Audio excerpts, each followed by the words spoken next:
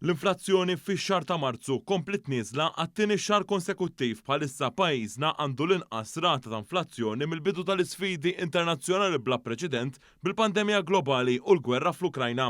Dan hekk kif skont l-aħħar ċifri mill-Eurostat, l-Uffiċċju tal-Istatistika tal-Unjoni Ewropea ħareġ li x-xahar li għadda ir-rata ta' inflazzjoni kienet ta' 2.7%. Meta mqabbel ma' Jannar li għadda, ix-xahar qabel daħlet fis-seħħ l-inizjattiva ta' traħħis ta' aktar minn 400 prodott essenzjali tal-ikel, ir-rata inflazzjoni f'pajjiżna naqset punt perċentwali.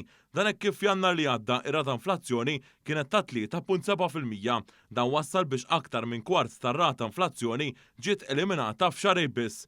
Dan fil-waqt li meta tqabbel ir-rata inflazzjoni ix-xahar li għadda ma' Marzu s-sena l-oħra din niżlet b'4.4%. Dan seħħ grazzi għall-inizjattiva Stabilta li mill-bidu ta' frar fisret ruħs ta' 15% u prezzijiet stabbli fi 15 kategorija differenti tal-ikel sa' Ottubru li ġej. Sa dan it-tant fi stqarrija mill-Ministeru għall-Ekonomija ntqal kif il-prezzijiet tal-ikel huma bħala medja f'2% inqas milli kienu fl-aħħar ta' Jannar. Ġie nnutat li dan it-tnaqqis ma kienx dovut għal xejriet internazzjonali minħabba li l-indiċi tal-prezzijiet tal-ikel fl-Unjoni Ewropea kollha kemmi fl-aħħar tax-xahar li għadda kien l-istess bħal dak irreġistrat f'Jannar. Il-Ministeru spjega li għawissu li għadda ir-rata inflazzjoni tal-prodotti tal-ikel fl-Unjoni Ewropea waqgħet taħdik f'pajjiżna.